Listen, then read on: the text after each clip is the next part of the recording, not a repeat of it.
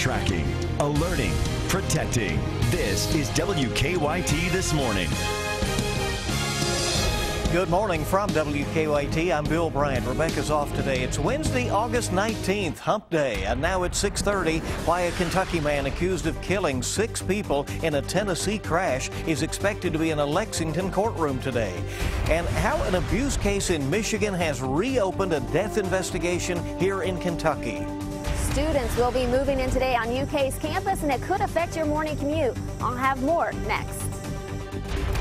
And we're looking outside, and you can see no rain in the forecast this morning except for the next couple of hours. Heads up for the western zones. But as we get west of 65, that's where the heaviest bout of rain is. And here comes that front heading our direction. We'll get into the timing on this and what you can expect coming up.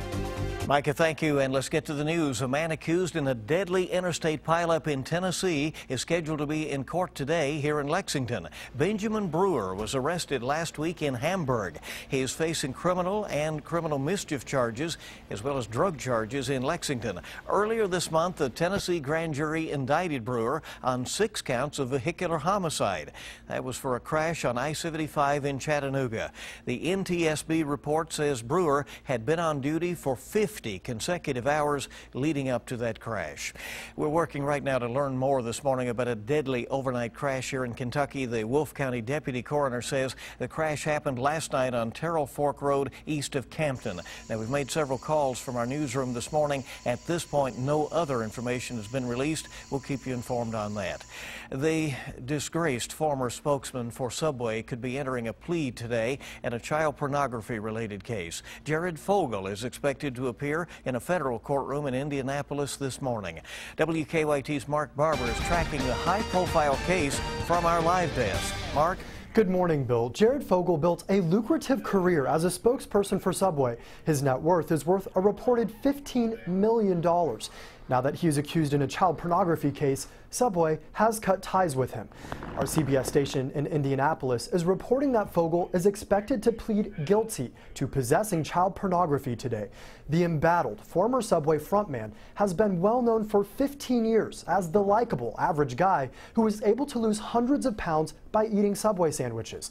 The fallout started earlier this year when federal agents raided the former director of Fogle's foundation. They raided his home and charged him with possessing and producing child pornography. According to the FBI, their agents found more than 500 videos with child pornography in his house. Then last month, the FBI raided Fogle's home in an affluent Indianapolis suburb and seized computers and DVDs. Another serious accusation was brought against Fogle just a few weeks ago when a former Subway franchisee came forward and reportedly said that Fogle told her he paid a 16-year-old girl for sex. As for what could happen in court today, CBS 4 says Fogle will likely take a plea deal. From the live desk, Mark Barber, WKYT. Thank you very much, Mark. We'll have the latest on air and online at WKYT.com on that today. 6:33 is the time now. An abuse case in Michigan has led to a new investigation here in Kentucky. Police in Michigan say they found Candy Lawson's disabled sister starving and locked in a closet. Well, now police are looking into the 2009 death of her mentally challenged brother in Frankfort. Back in Michigan, police say Lawson's mother had custody of 8 mentally challenged people. Lawson took custody of 2 of them when her mother died, but police say 4 of those people are unaccounted for. Lexington police are investigating a shooting on the city's west end. A man was shot in the leg last night on Michigan Street off Georgetown Street. Investigators say he then rode a moped down the street trying to find help. Police say the victim is not cooperating with them. A Pulaski County father is in jail this morning after police say he abandoned his 5-year-old son while running from an officer. The constable says he tried to pull over Matthew Logan on North Highway 27.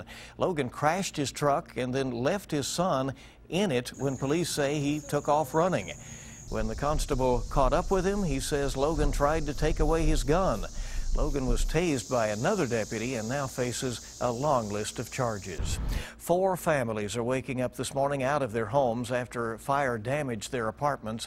Firefighters in Frankfort say 2 people had to crawl out of a window to escape the flames on Sequoia Trail. No one was hurt. Firefighters were able to rescue 3 cats that were inside as well. It is still not clear how the fire started. Well, just weeks after a Kentucky man shot down a drone in his backyard, a state lawmaker is introducing legislation to regulate the use of unmanned aircraft. This is State Representative Diane St. Ange's third attempt at passing the legislation. She says she wants to give some exemptions for schools, the military, and companies using drones for legitimate business purposes. She says she'll be sponsoring another bill dealing with personal drone use in the next few weeks when the legislature meets in Frankfort in January. The Winchester Board of Commissioners has approved a settlement in a lawsuit dealing with overtime pay for firefighters. The Winchester Sun reports the city settled with 60 current and former firefighters and will pay $800,000 as part of the settlement. That lawsuit was filed back in 2009.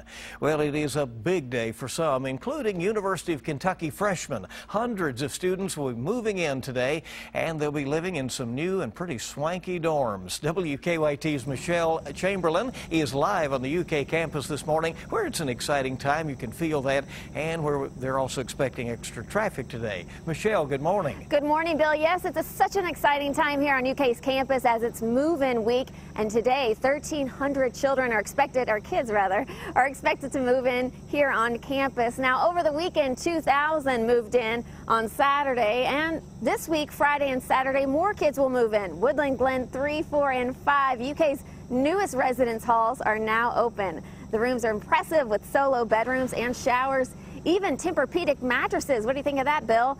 The public can check out these dorms today between 3 and 6. As for today's move-in day, you should be aware of traffic changes that will be taking place. The university is warning that you should expect traffic delays starting at 8 o'clock this morning, as many roads will be one-way streets until later this afternoon, including parts of University Drive, Sports Center Drive, Complex Drive, Avenue of Champions, MLK Boulevard, Lexington Avenue, and Woodland Avenue. Also, several streets on and around campus will be closed, and keep an eye out for no parking signs. That will be put into place to accommodate for move-in day.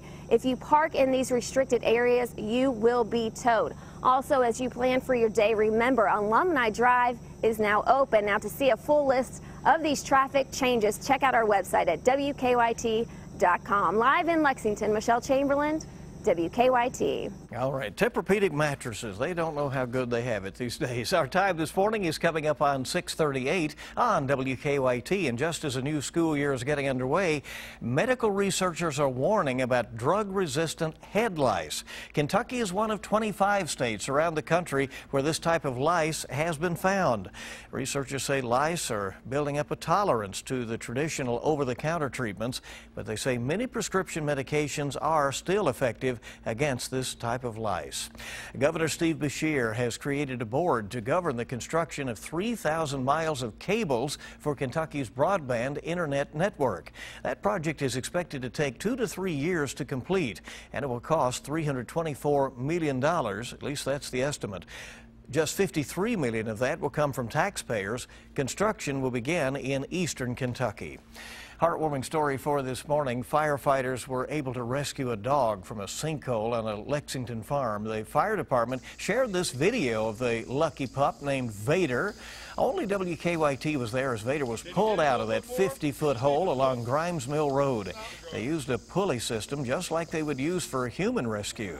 And this morning, the good news is Vader is doing well. He is back home, and they said that the children especially were glad to see that Vader made it through all of that, and what a day it was. But Vader looks okay.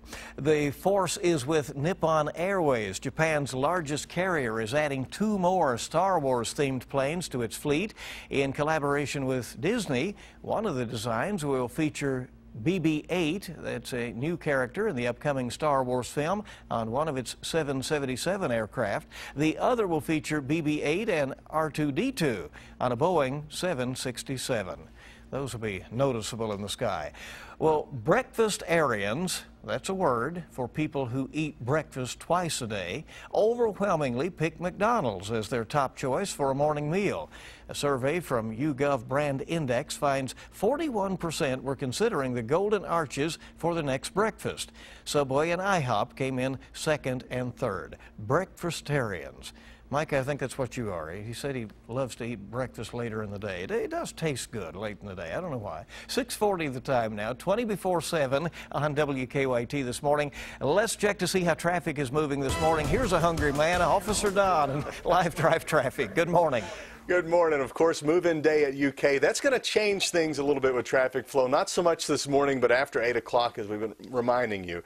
For now, the interstate still looks good. So does Man-O-War. Let's get a look outside, and we'll show you what to expect as you plan to head out the door this morning for work or school. There's a live look at Broadway and Red Mile, which you can see is already impacted with heavier traffic toward campus this morning. On our Waze map, live drivers are on the way in, and they're reporting pretty much normal traffic flow on Nicholasville Road approaching Man-O-War. A little bit of a slowdown starting on Tate's Creek, the turn lane to the circle, and that's about it. Now back to you in the studio. All right, already can see that traffic picking up ahead of the new school year. We thank you very much for the report, Don. We have a lot more news coming up on WKYT on your Wednesday morning. Police officers are always on the move, but one officer's moves are getting him all kinds of attention. We'll have details on the challenge that made him an internet star. Well, if that was here in the studio, that would be Bill Bryant right there. Every commercial break, I'm telling you. First Alert Defender Live Radar, we have some storms back toward the west. Heading our direction, storms will be likely today. We'll get into that forecast, timing and all, coming up.